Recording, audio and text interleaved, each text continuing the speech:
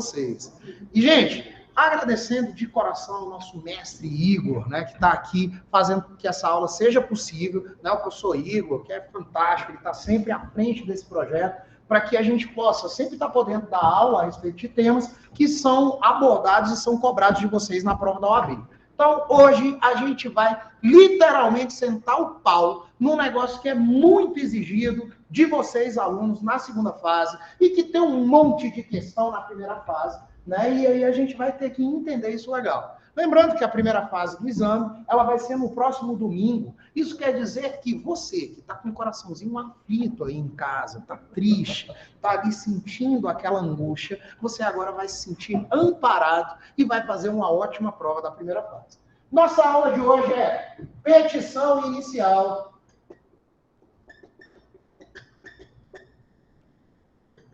para o exame de ordem. Doutores, para mim é sempre uma honra dar aula no IESP, porque eu estou dando aula para alunos de uma faculdade nota 5 no MEC. Isso quer dizer que o robusto conhecimento jurídico acumulado por vocês vai permitir que vocês entendam de cara que a petição inicial ela está prevista lá no artigo 319 do Código de Processo Civil. Ela é uma das poucas peças que existem dentro do direito que tem um manual de como fazer petição inicial. E é por isso que eu já vou deixar um alerta para você que está me ouvindo e que vai fazer a prova da OAB esse final de semana. Um alerta para tu, filhão. Se você errar os detalhes que estão lá no artigo 319 do CPC, me manda uma mensagem privada no Zap, me passa o seu nome completo, que eu vou pedir oração por você na igreja, para que você reprove nos próximos 2 exames, para criar vergonha na sua cara, porque isso daqui é o nosso roteiro. Então, nós temos um roteiro do artigo 319 do CPC, e é um roteiro. Ele vai estabelecer regrinhas, e se a gente conseguir olhar e acompanhar essas regras, a gente não tem como errar, como fazer uma petição inicial. E o primeiro passo, a primeira regra que a gente vai fazer, e eu vou dividir em passos. Esses passos eu coloquei lá no meu Instagram também. Então, quem quiser acompanhar, Gleidson Bonfim C, lá no Instagram. O primeiro passo, nós chamamos de endereçamento. Gente, eu percebo pela carinha dos meninos que estão aqui na sala, não estou vendo quem está em casa, mas pela carinha de quem está aqui, que vocês são todos novinhos, né? Novinho, tipo eu e o professor Igor, né? Já que nós estamos no auge da nossa beleza e da nossa jovialidade, vocês também estão. Mas a maioria da galera novinha, assim, tipo vocês, nunca mandou uma carta na vida. Né? Aqui, quem está presente aqui, quantos de vocês já mandaram cartas? Olha aí, ó. Ninguém levantou a mão. Para quem está em casa, ninguém, né? Ninguém levantou a mão. Né? Então, ninguém manda carta. É uma coisa muito sem utilidade hoje. Né? Imagina hoje, para esse pessoal que é mais atirado, mandar um nude via carta ia demorar para sempre para chegar. Né? Então, ninguém usa mais esse negócio. Mas quando a gente fala da petição inicial, eu tenho que pensar como se ela fosse uma carta para um juiz. Né? Uma carta para um juiz. Onde, através daquela carta, eu vou fazer uma série de pedidos e explicações para tentar ganhar a minha ação. E o primeiro ponto, que a gente chama de endereçamento, é o juiz que deve receber aquela minha carta. Esse endereçamento ele é composto por uma das frases mais conhecidas da advocacia. Não tem outra frase que é mais conhecida do que essa. É uma expressão, é o juizão que vai receber a nossa carta e a gente vai fazer um endereçamento assim, ó. Excelentíssimo senhor juiz de direito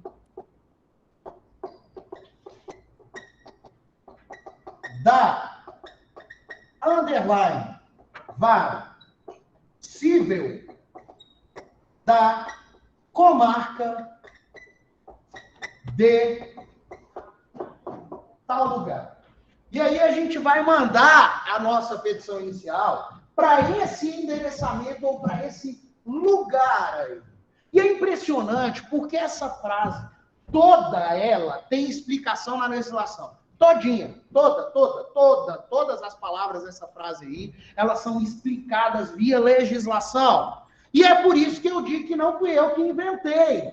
E aí rola, ai, professor, mas com a mudança do Código de Processo Civil, o artigo 319, inciso 1º, fala que é ao juízo ao que deve se dirigir a petição. Meu filho, juízo é o núcleo de competências de um juiz. Você não manda petição inicial para um núcleo de competência. Você manda para o juiz. Você não manda a carta, não é para a ideia do juiz, e sim para o próprio ser chamado juiz. A mesma coisa, se vocês vão fazer uma reclamação quanto a uma prova, um recurso de uma correção de uma prova qualquer aí, quando você faz um recurso, você não manda, não é para atribuição de professor. Você vai mandar pro professor que fez a prova. E é por isso que o nosso endereçamento é excelentíssimo senhor juiz de direito. E olha o tanto que essa expressão ela é boa. O excelentíssimo senhor está previsto em um documento, em uma lei, chamada de Manual de Redação Oficial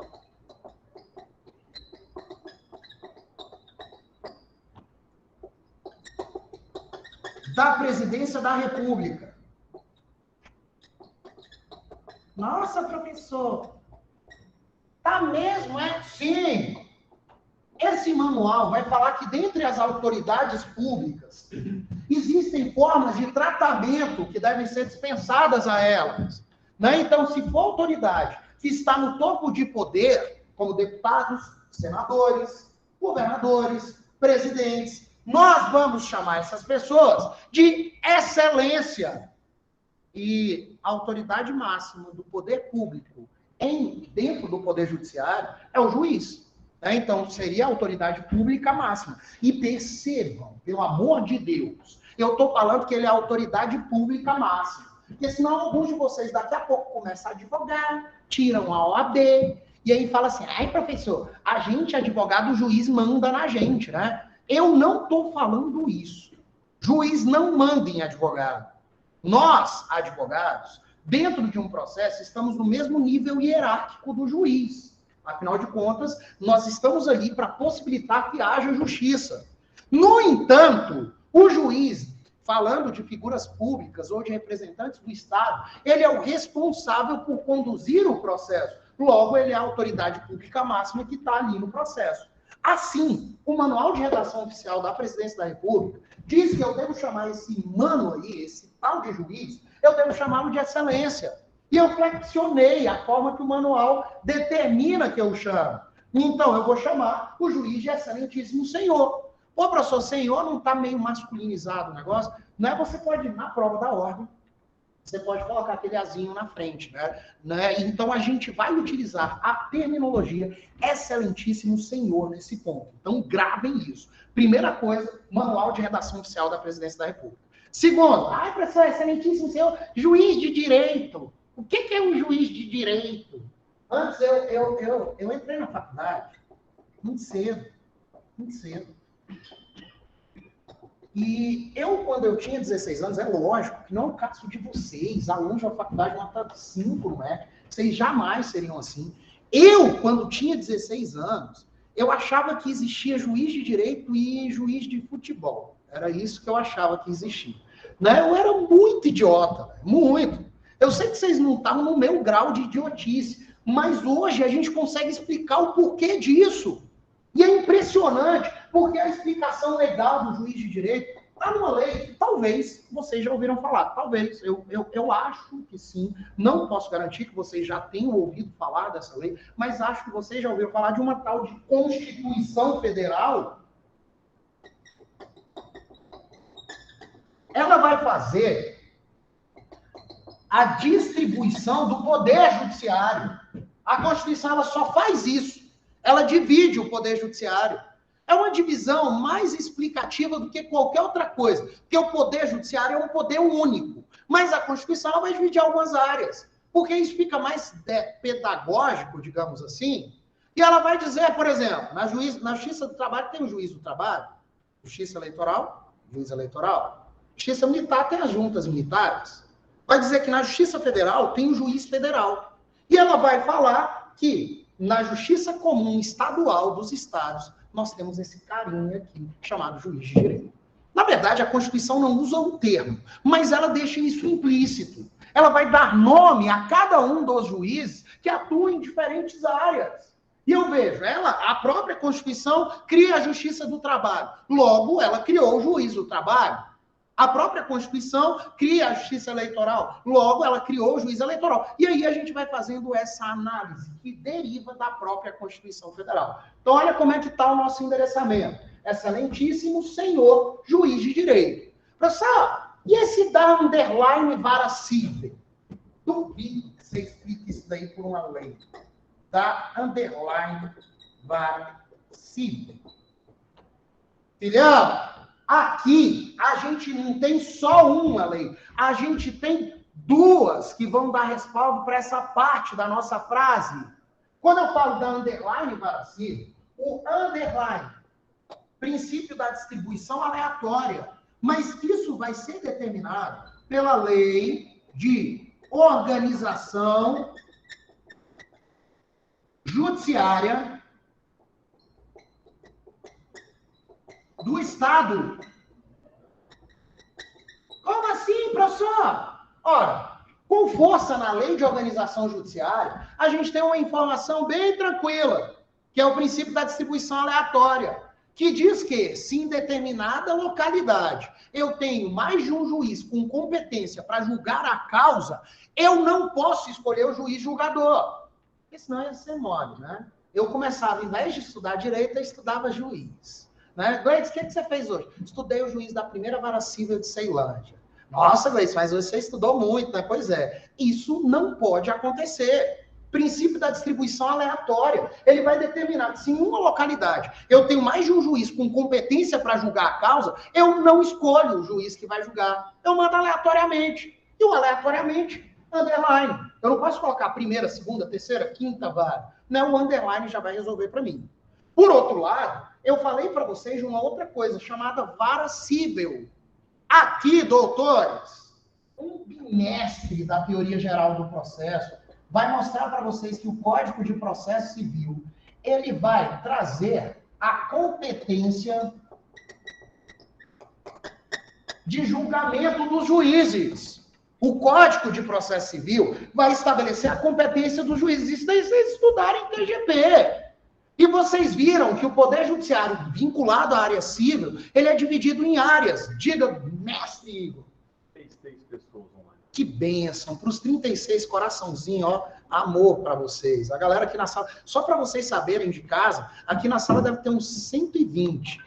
Olha aí, ó, o tantão de gente que tem aqui na sala. É só para vocês saberem, né? Muitos coraçõezinhos para a galera de casa. E para quem está na sala, é muito amor já dispensado, né?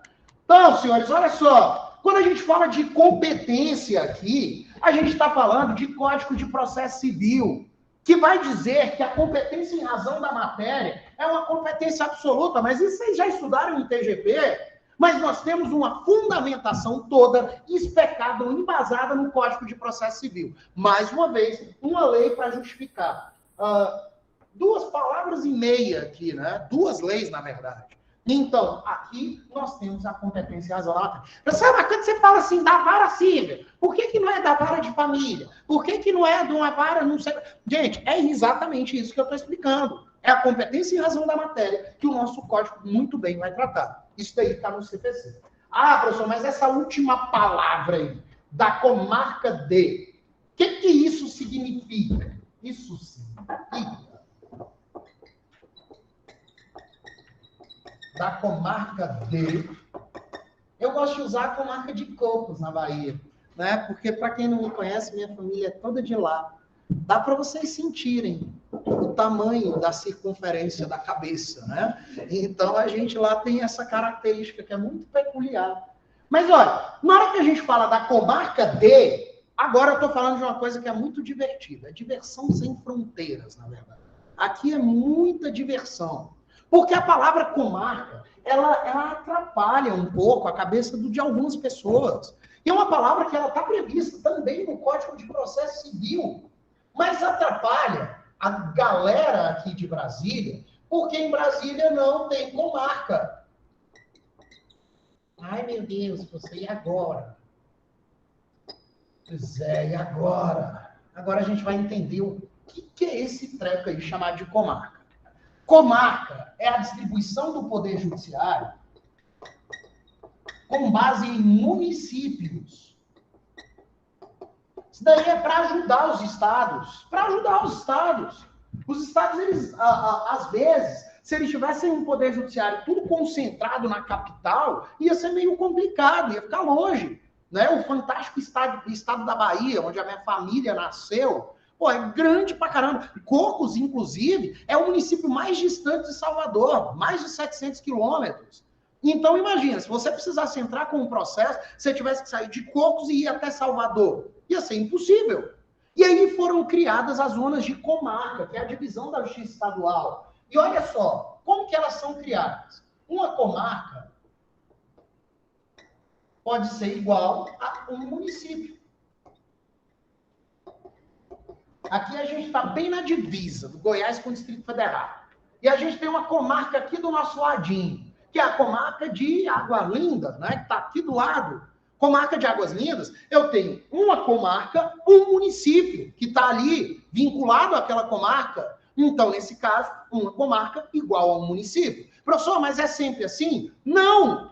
Pode ser que eu tenha a reunião de municípios para ter uma comarca. Afinal de contas, pode ser que o município seja pequeno e não vale a pena para o Poder Judiciário manter um fórum com juiz, com analista, com técnico, com aquele povo, como é que é o nome, que trabalha muito no Poder Judiciário, que é essencial para o Poder Judiciário. Vocês estão pensando em juiz, né? Não, estagiário. Né? Então, assim, às vezes não vale a pena manter um tribunal com essa galera toda trabalhando para 5.000 pessoas. Se eu não me engano, o menor município do Brasil não tem nem 2.000 pessoas. Imagina, tu manter uma estrutura do Poder Judiciário só para aquela galerinha. Ali não vai ter nem ação para o juiz julgar. Ele vai passar a maior parte do tempo fazendo outras coisas. Então, aqui, calma, a gente ainda não chegou em Brasília. Então, gente, nós temos o quê? Que pode haver de ter uma comarca igual a mais, e aqui é um mais, de um município. Professor, dá um exemplo disso. Comarca de Alexânia e Abadiânia. Não estou, né? A Abadiânia é onde fica a sede, porque ela é maior. Na época do João de Deus, desenvolveu mais. Então, aquela junção de Alexânia e Abadiânia fizeram uma comarca só.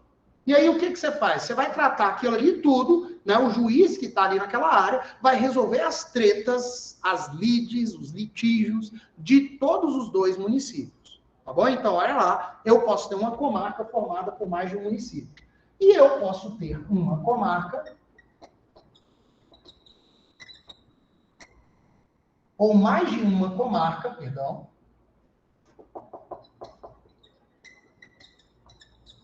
em um único município.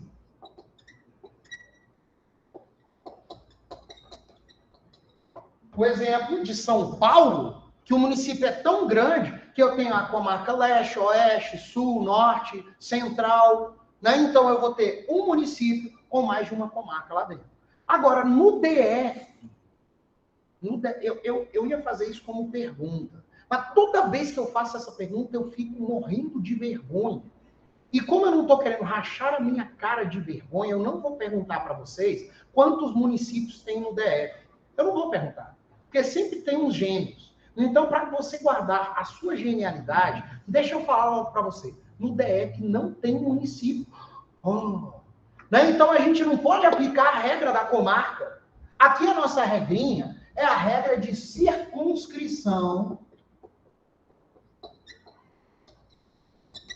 judiciária. Meu Deus, professor, por que aqui no DF só podia ser o DF que ia usar um termo velho diferente desse daí? Se eu já estava achando comarca difícil de decorar, circunscrição judiciária é impossível. Filhão, não se turbe o vosso coração. Preste atenção. Aqui no Distrito Federal, nós temos um mapinha do DF. Brasília no meio. E em volta de Brasília, nós temos as famosas regiões administrativas. O que eles pensaram? Vamos pegar aqui um exemplo. 2 cidades satélites. Eu tenho Águas Claras e Vicente Pires. Uma do lado da outra. Duas cidades satélites. Cara, olha só, tá ficando muito caro manter o Poder Judiciário aqui do Distrito Federal. É caro demais. A gente tem muita região administrativa e não dá para ficar colocando fórum com juiz, com toda a estrutura do judiciário em cada uma das regiões administrativas. Então, vamos fazer o seguinte, a gente vai reunir algumas dessas regiões e a gente vai pensar o seguinte, será que, o exemplo de Águas Claras e Vicente Pires, será que as cidades são próximas umas das outras? Sim. Existe uma via que permite que elas se locomovam, as pessoas se locomovam tranquilamente entre as cidades? Não sei se vocês já ouviram falar de uma tal de EPTG, né, que está bem ali. Então, existe sim, é fácil se locomover entre as duas cidades. Ok, se eu colocar um fórum aqui em Águas Claras e colocar como competência daquele fórum a área de Águas Claras e Vicente Pires para o juiz julgar, será que o juiz vai ter um monte de processo? Se a gente for pensar bem, a Ceilândia é muito maior do que Águas Claras e Vicente Pires junta. Né? Então, assim, se eu colocar um fórum ali na Águas Claras, o juiz vai ter uma boa quantidade de processo, mas ainda assim não é igual a Ceilândia. Então, peraí, dá para eu juntar essas duas cidades. E eu vou marcar a área de atuação desse juiz que está aqui no fórum, eu vou marcar ela no mapa. Senhores, em geografia, todas as vezes que a gente escreve ou desenha um mapa, nós estamos circunscrevendo o mapa. E é por isso que o nome que se dá no DE é circunscrição judiciária, que são os desenhos do mapa em prol do Poder Judiciário.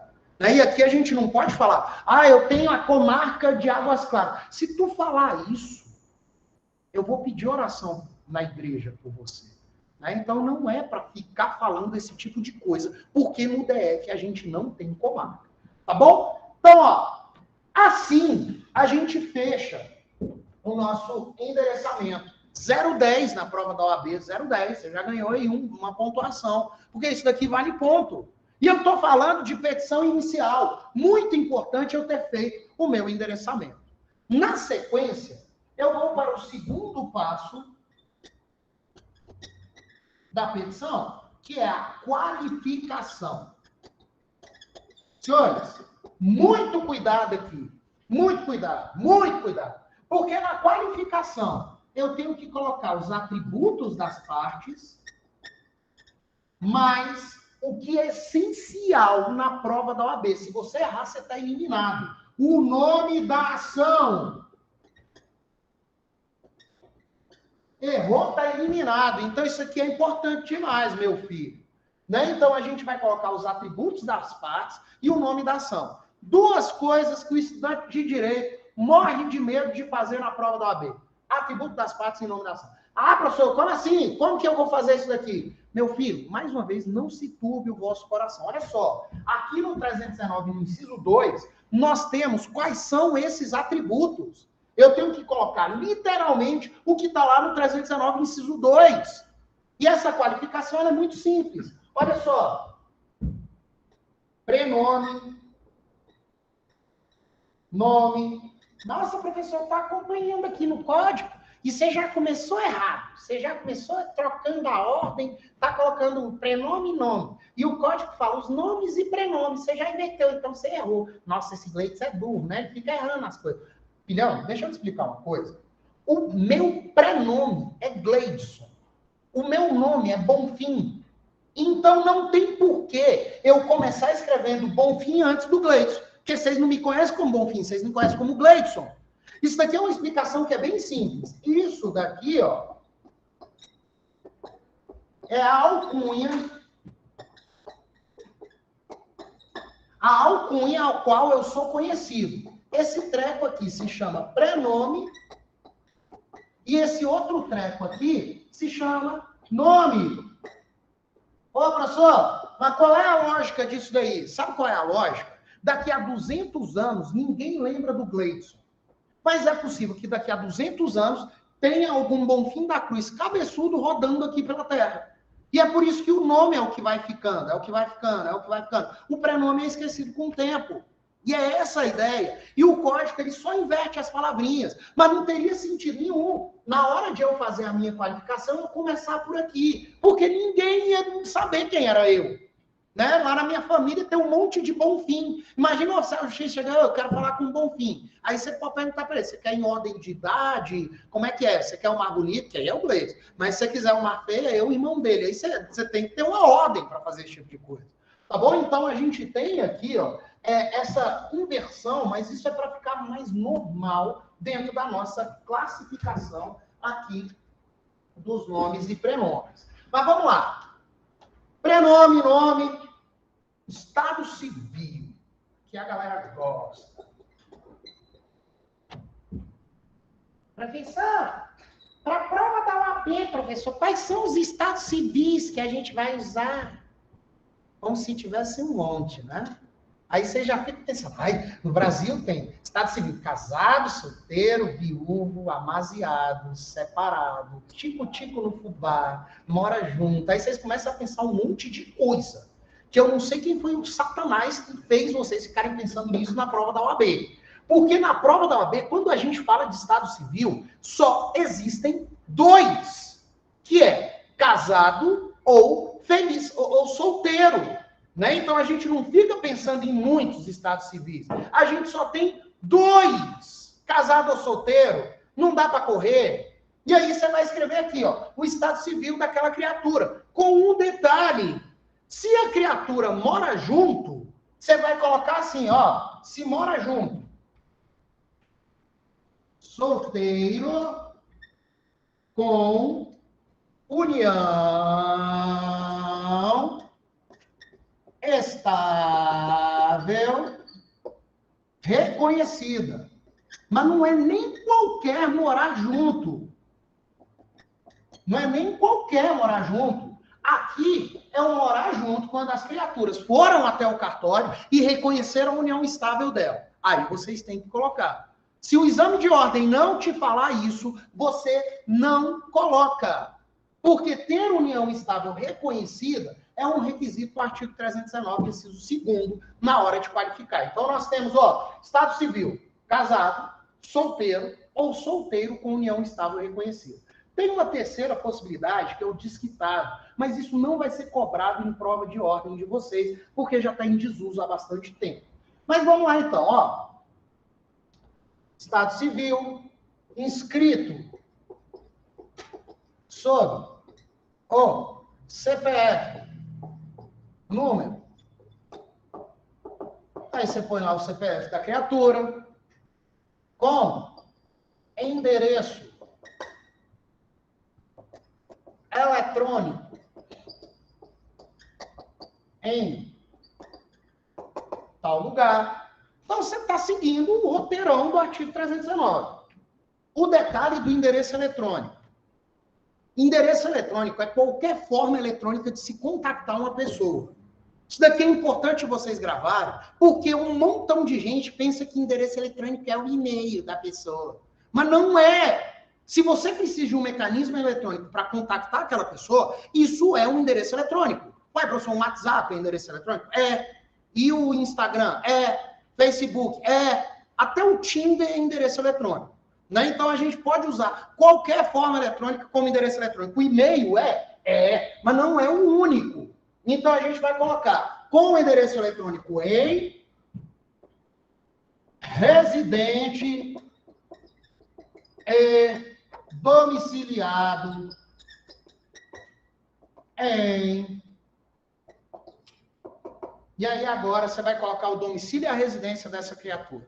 Lembrando, residência onde a pessoa pode ser encontrada. Domicílio é a residência com caráter definitivo. É claro que é mais aprofundada essa definição, mas isso é uma aula só para eu explicar. Para eu falar em 10 segundos, é melhor a gente focar nisso daqui. Tá bom? Então, residência onde a pessoa é encontrada, domicílio é quando aquilo é definitivo. Residente domiciliado em, vem, por intermédio de seu advogado,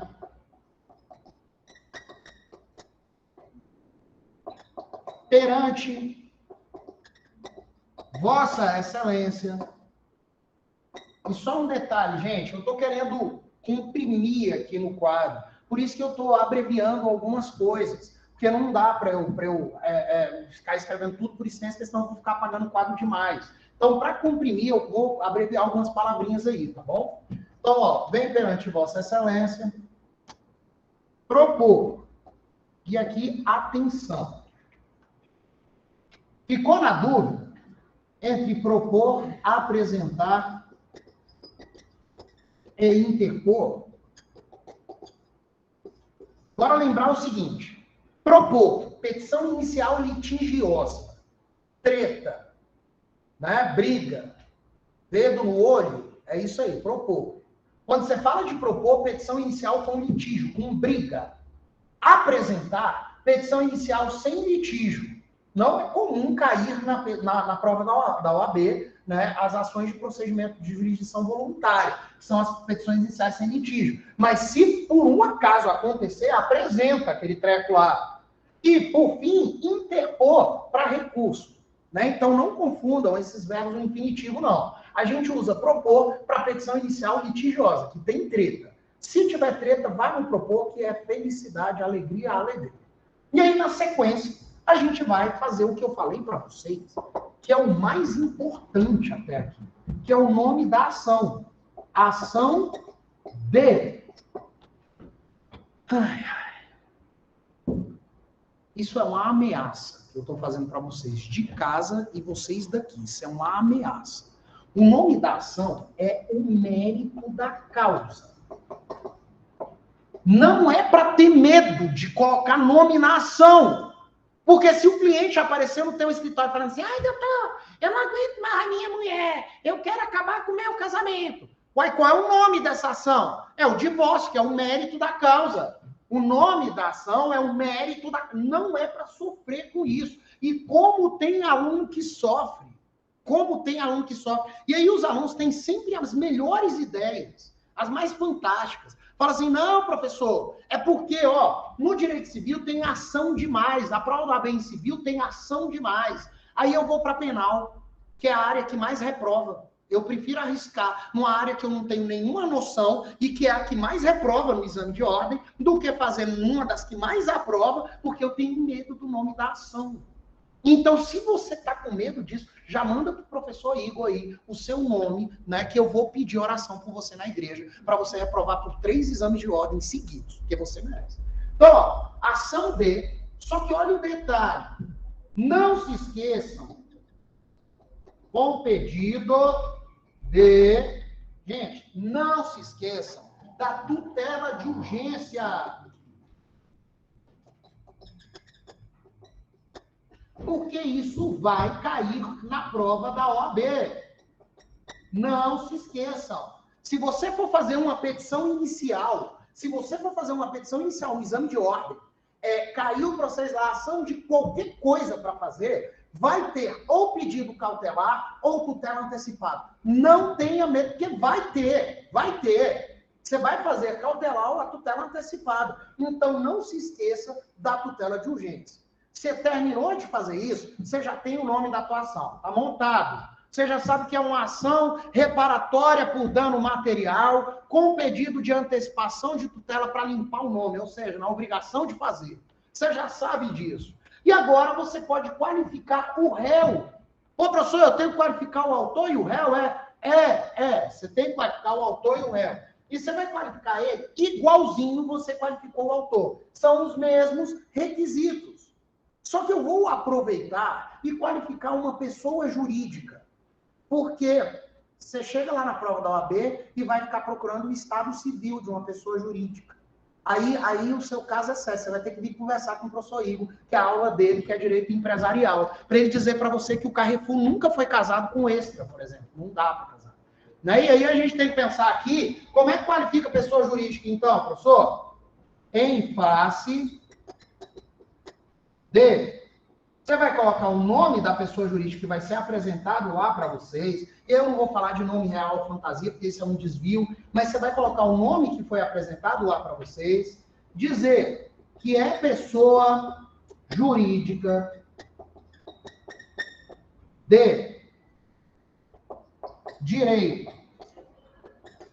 E aí você vai ter que ficar atento. Público ou privado.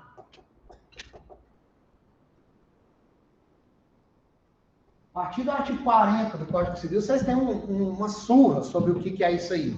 Né? E aí você vai dizer se é pessoa jurídica, direito público ou privado. Né? Falar daquela pessoa jurídica. E aí você falou, em face de, aí trouxe o nome da pessoa jurídica de direito privado, uma empresa, sociedade empresarial, com sede fixada em, inscrita sob o CNPJ tal, e endereço eletrônico tal. Os requisitos bem básicos da pessoa jurídica. Você vai falar qual é a sede, onde está, né? E aí, se for uma relação de consumo, lembrar que o consumidor ele pode processar até mesmo na filial, no local da filial. Então, pensar aí só na questão da relação de consumo, no mais, na sede, com sede fixada em tal lugar, dizer o CNPJ daquela pessoa jurídica e finalizar dizendo qual é o endereço eletrônico. Gente, essa ordem vocês podem mudar do jeito que vocês quiserem. Né? Esses requisitos não... O artigo 319, inciso 2, ele estabelece os requisitos, mas não a ordem. Vocês podem colocar do jeito que vocês quiserem, desde que não se esqueçam que para a pessoa jurídica é daquele jeito. Ai, professor, então eu não vou colocar o estado civil, né, a pessoa jurídica, o domicílio, a residência, né, o CPF. Não, meu filho, porque isso daí é característica da pessoa natural, não é da pessoa jurídica. Então, pessoa jurídica, a gente fica por ali. E aí eu terminei de fazer a última qualificação pelas razões que passa a expor. E eu vou começar logo naquela, que são os fatos. Eu gosto de colocar os fatos antes de qualquer argumento jurídico, tutela antecipada, trâmite preferencial, gratuidade de justiça. Por quê? Para o juiz já saber logo do que eu estou falando. E depois eu entro na parte jurídica que fica mais claro na minha cabeça. Então eu vou logo nos fatos. E quando eu falo de fato na petição inicial, eu estou falando da história ocorrida. E quando eu falo da história ocorrida na petição inicial, no exame de ordem, você tem que lembrar de alguns detalhes. A partir de agora, esse carinha aqui, ó, perdeu o nome dele. Ele não tem mais nome. Esse outro aqui, ó, pessoa jurídica aqui, ó, também perdeu o nome dela. A partir de agora, a gente vai chamá-los de autor e réu. Não tem medo de chamar o réu de réu. Você não está ofendendo ele. Ele é réu.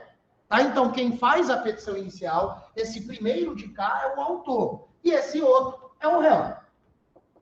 Tá? Então, agora a gente vai chamá-los de autor e réu. Não dá para correr, não vou para outro lugar. Vou narrar a história chamando de autor e réu. Com um detalhe.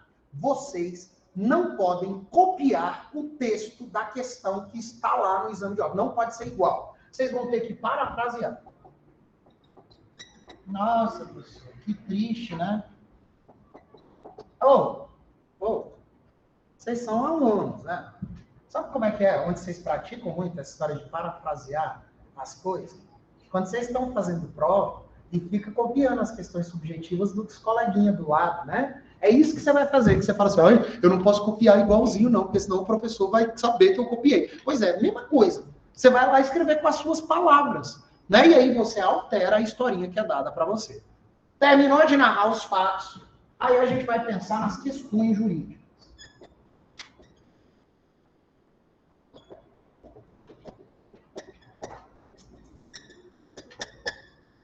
Tem um termo que alguns livros usam que eu não gosto, que é colocar o termo preliminar na petição inicial. Eu não gosto de usar isso. Mas a gente vai dividir essas questões jurídicas aqui para vocês. A primeira delas é a gratuidade de justiça. Você vai mencionar a gratuidade de justiça dos artigos 98 e 99 do CPC somente se a questão falar isso para você. Tá? Então, a questão tem que falar que o indivíduo é pobre nos termos da lei. E aí você menciona e fundamenta a gratuidade de justiça. Se não, você vai para o próximo tópico, que é o trâmite preferencial de pessoas doentes e pessoa idosa.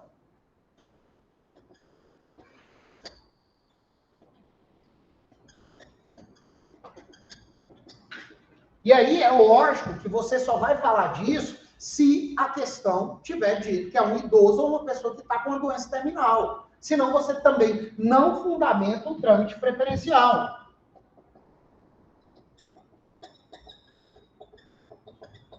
E aí, se tivesse, você tem que fundamentar. Terceira opção, mais uma vez, somente aqui vai ter. Aqui vai ter. Então, preste atenção. Você vai falar das tutelas de urgência. Isso vai ter. Você tem que pensar o seguinte, filhão. Se o negócio for só urgente, você está falando de tutela cautelar e antecipada. Suave demais. Você tem que lembrar que a tutela cautelar é um pedido processual que garante o mérito da causa.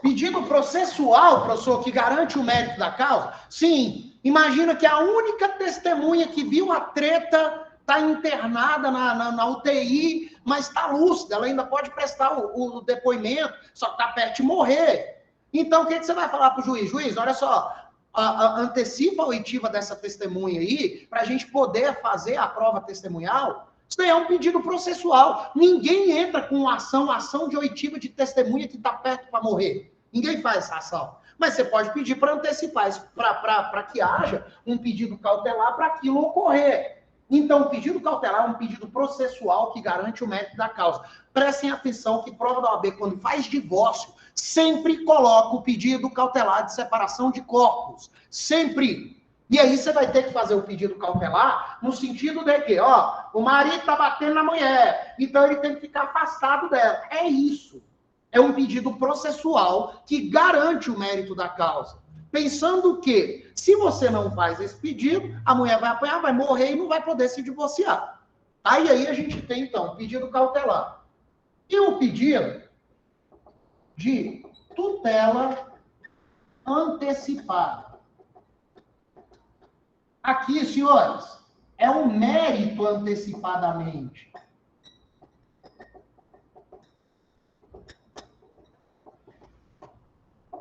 É o mérito, é o objeto da causa, é aquilo que você quer que sua ação, é aquilo antecipadamente. Professor, como assim eu vou receber o objeto principal da minha ação antecipadamente? Uai, quando você entra com uma ação pedindo para que haja dano moral, porque uma empresa negativou indevidamente teu nome, e você vai fazer um pedido de tutela antecipada para ela limpar o teu nome. Olha lá, isso é o objeto da causa. Isso é o mérito da causa. Ou seja, você quer tanto o dano moral quanto a limpeza do nome. Isso tudo é o mérito. E aí você faz uma antecipação de tutela para conseguir antecipadamente a limpeza do seu nome. E prestem atenção agora. Você tem que levantar os requisitos básicos. O que é? Risco de dano grave ou de difícil reparação.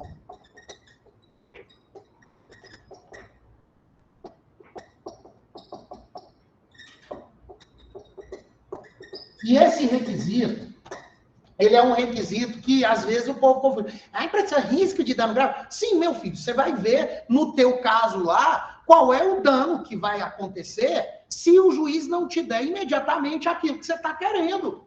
Então, você tem que fundamentar o risco de dano grave ou difícil reparação. Isso daqui, a gente usa uma expressãozinha em latim, que é o periculum in mora.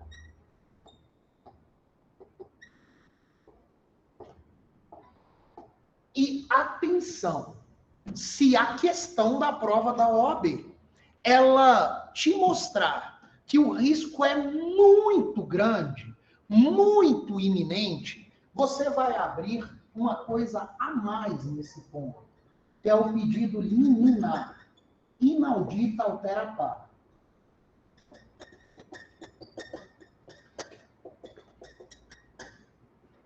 Que é isso, professor?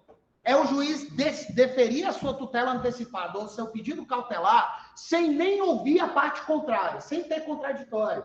Por quê? Porque não é só um dano grave ou difícil separação, é um super dano grave ou difícil separação. Uma situação que vai ficar completamente irremediável se o juiz não der agora aquilo que você está pedindo. E na prova da OAB eles gostam de colocar essas gracinhas aí. Ele gosta de colocar uma situação muito urgente.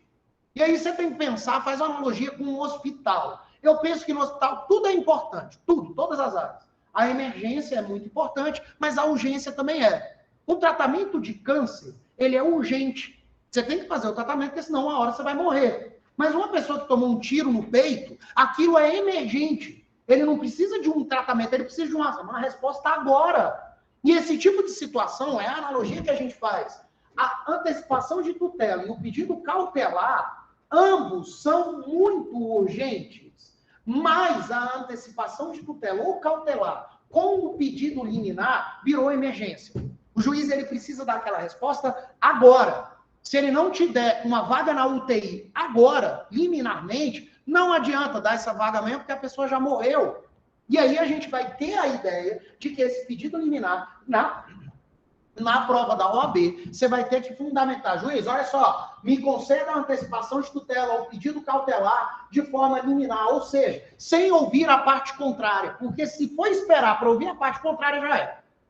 Ok. Eu estou indo bem breve, bem direto, mas vamos lá. Próximo. Requerimento da parte mais a demonstração da reversibilidade da decisão. Ou seja, quando você faz o pedido cautelar ou antecipação de tutela, você tem que requerer, você vai ter que pedir. Mas não é só isso. Você vai ter que mostrar ao juiz, olha só, limpa meu nome aí, juiz, manda limpar o meu nome. Isso daí não dá tão ruim se eu estiver mentindo lá na frente. Porque senão você manda sujar de novo. Arruma a vaga na UTI, juiz, manda lá a pessoa que está precisando, manda ela para a UTI. Porque se por um acaso depois ficar provado que ela não precisava da UTI, você manda ela sair da UTI. Ou seja, as decisões da tutela de urgência, elas são todas reversíveis. Só que para o exame de ordem, você tem que deixar isso claro. Se não deixar claro, você vai perder 0,30 na tua prova. E como eu não quero que você perca 0,30, né, você tem que deixar isso claro. E aí a gente vai para os requisitos específicos. Se for uma cautelar, eu tenho que demonstrar o fumus boniúrico.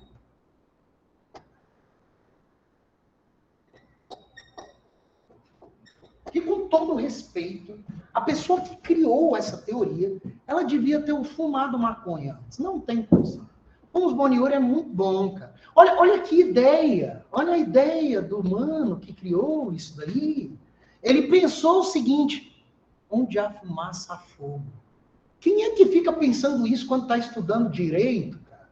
Ela literalmente, ele estava pensando assim, cara, olha só, se eu estou falando para o juiz que o marido está batendo na mulher e ele precisa divorciar, eu não tenho como fazer uma provona disso, porque não tem como fazer uma super prova de que o marido está batendo na mulher. Leva ela para o IML, vai ficar ali aparecendo as escoriações e tal, mas não dá para eu fazer uma prova que o marido está batendo nela. E o dia desse eu estava dando aula disso e o menino ele deu uma ideia aqui, vocês avaliem a ideia que ele deu. Ele falou, professor, dá sim, é só tu falar para ela gravar a agressão. Aí eu olhei no fundo do olho dele, bem assim, e falei assim, tá. Então vou mandar ela ir para casa apanhar do marido e gravar. Essa a sua sugestão é muito inteligente. Aí ele, eita, eu nem tinha pensado desse jeito. Né? Mas que ideia. Disso aqui você não tem como fazer uma super prova. Você vai ter que mostrar para o juiz apenas que onde há fumaça, há fogo. Tipo, juiz, essa mulher está apanhando do marido e ela quer divorciar. Onde há fumaça, há fogo aí olha aí as lesões que ela está no corpo. Você quer arriscar deixando os dois juntos? Ou a gente pode mandar um sair de perto do outro? E aí você faz o pedido cautelar. Então, o fumus boniúrico é uma característica do pedido cautelar. Porquanto, na antecipação de tutela, você tem que fazer uma prova inequívoca, ou a verossimilhança das alegações. O que é isso aqui, gente? A prova inequívoca é uma prova que sozinha convence o juiz. Sozinha.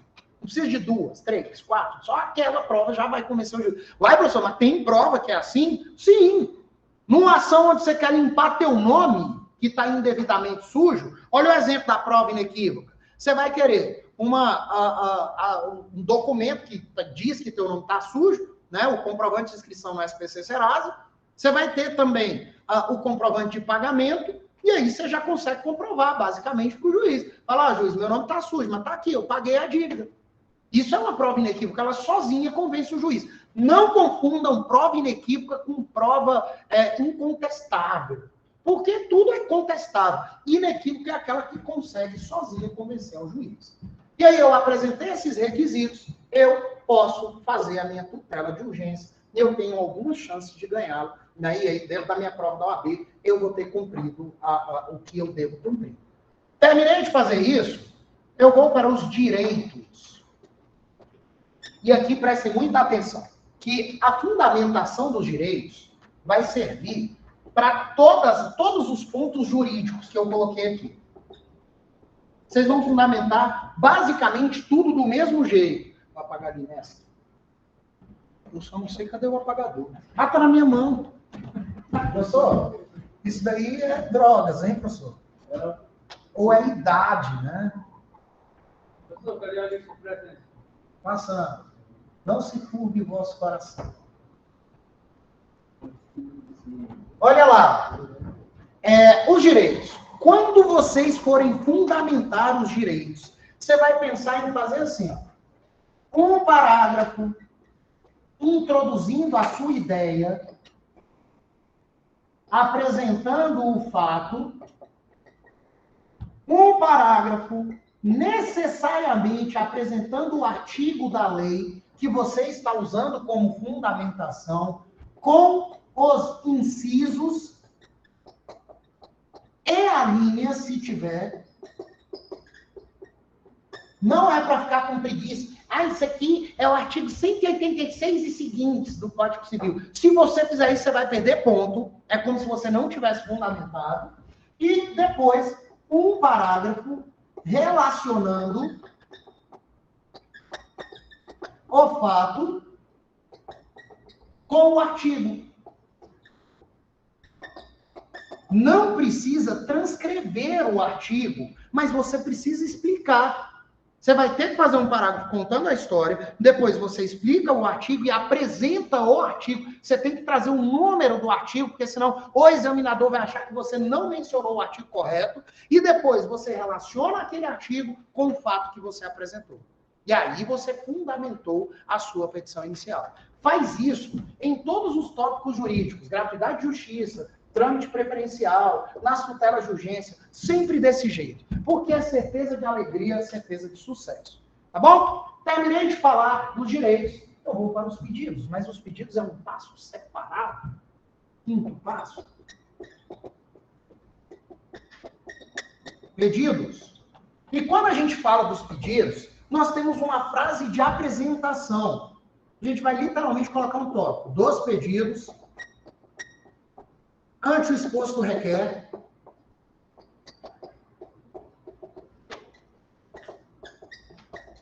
e bora agora sofrer aqui. Primeiro pedido, primeirinho, basicão de todos. A marcação da audiência de conciliação. A audiência prevista no artigo 334 do Código de Processo Civil. Eu tenho que falar sobre ela. 0,10 na prova da minha OAB aqui. Então, a marcação da audiência de conciliação. Primeiro, pedido, sem falta. E a partir de agora, eu vou olhar as outras coisas que eu coloquei dentro da minha petição inicial. Por exemplo, se houver a gratuidade de justiça, o deferimento da gratuidade de justiça. Se houver trâmite preferencial, o deferimento do trâmite preferencial. houver e vai ter tutela cautelar antecipada,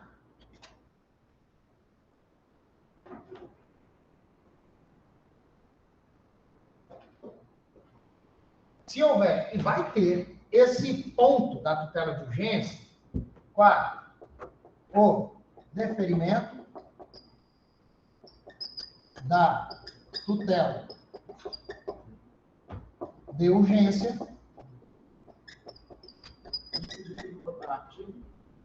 nos pedidos, não, você já pôs lá atrás na fundamentação. O deferimento da tutela de urgência cautelar ou antecipada no sentido de... E aí você vai dizer o que você quer.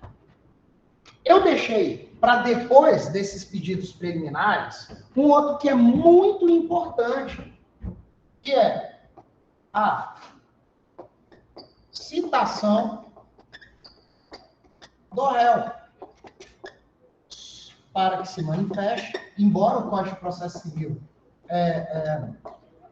não diga isso é obrigatório, eu deixei ele aqui. Se manifeste sob pena de revelia. E agora eu vou fazer o meu pedido de mérito. O deferimento da ação no sentido de... Vou lá e faço meu pedido de mérito. Professor, mas peraí, eu tenho que pedir tudo o que eu coloquei no mérito da minha causa, nos direitos? Sim! Lembra que o nome desse negócio aqui, ó, é petição inicial. Então, é literalmente falar que os pedidos é a parte mais importante dessa petição inicial. E aí eu vou ter que fazer todos os meus pedidos de mérito aqui. Se você quer dano moral e dano material, o deferimento do dano moral no importe de tantos reais, o dano material no importe de tantos reais, só tenho que me lembrar que, se falar de dinheiro, dá valor. Não é para colocar danos morais a serem arbitrados pelo juiz. Porque quando você coloca isso, você está se auto-amaldiçoando na prova da OAB. Isso é uma maldição. O examinador, na hora que ele olhar isso, ele vai falar, este demônio vai reprovar e vai tirar ponto. Né? Porque você não fez o seu pedido principal. Você tem que dar o valor do negócio. Tá bom? Então, ó, deferimentação, e aí você faz o seu pedido principal. Depois desse pedido principal, a gente tem um pedido que é muito importante, que é a condenação ao pagamento das custas.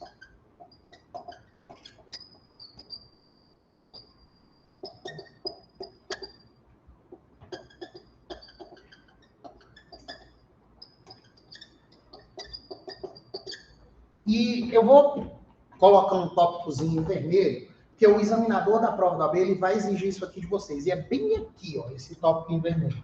Das custas pagas pelo autor e que deverão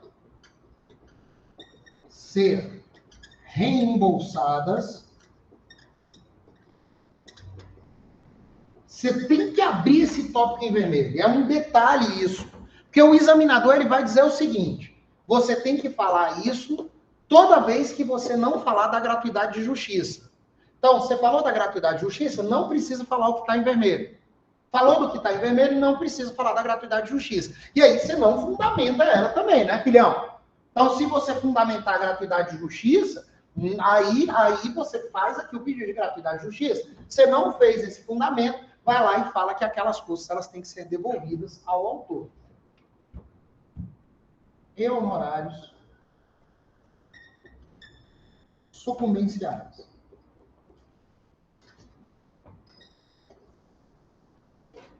E aí agora a gente vai entrar num tópico que é para fechar a petição inicial. É para cravar o nosso horário aqui, mestre Igor. Olha só. Importantíssimo, gente. Importantíssimo. Protesta, provar ou alegado por todas as provas em direito admitidas, inclusive a testemunhar. Isso daqui é obrigatório. Você vai colocar em qualquer uma das petições iniciais. Qualquer uma.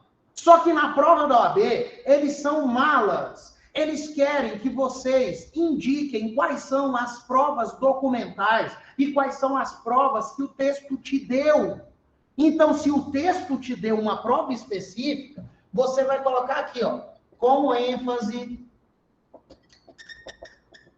na prova.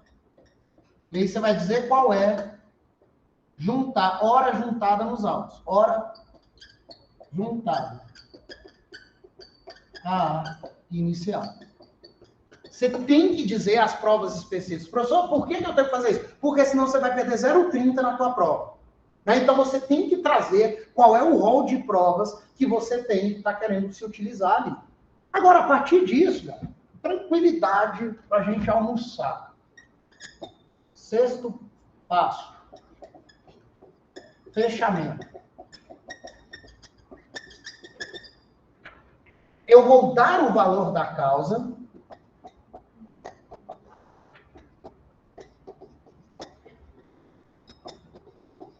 E prestem atenção. Esse valor da causa, ele tem que estar escrito aqui. Ele tem que estar lá. Dá-se a causa o valor de R$1.423.000. Você tem que colocar o valor da causa. Professor, e como é que eu calculo isso? Artigo 292 do CPC.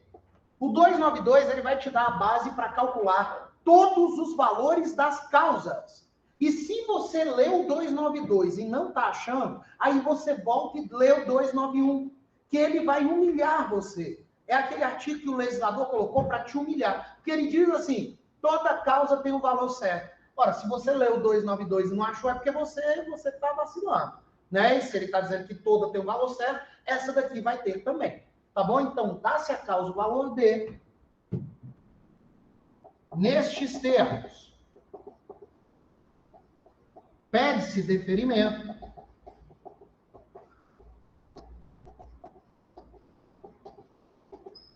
O local e a data, a assinatura, que também é obrigatória, o nome do advogado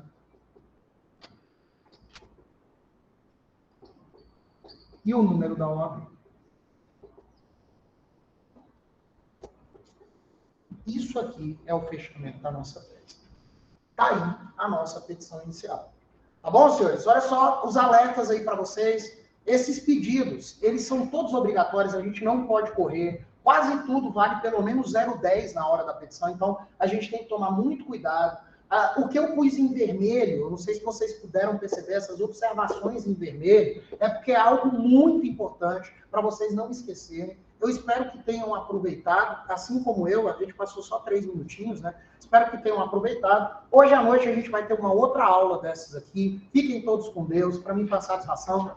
Beijo para vocês, um abração para o professor Igor, é uma satisfação estar com todos. Tchau, tchau, gente.